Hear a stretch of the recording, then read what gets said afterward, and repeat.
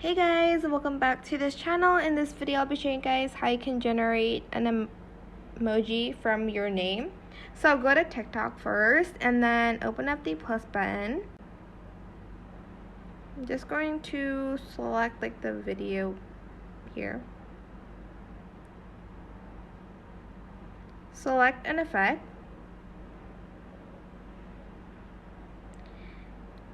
And I'm just going to go to all effects here. Then select the search button. And then you're going to type name as emoji. Emoji. You're then going to select the icon here. Then you're just going to record to start and you're just going to type in your name. So I can just type that in.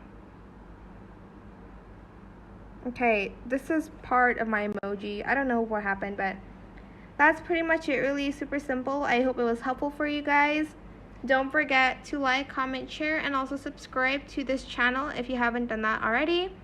If you have any more questions about this video, just leave it in the comment section down below. I'll try my best to answer them all for you guys. And if you found this video helpful, please click the thanks button as well. That is it for this video. Thank you so much for watching. Bye.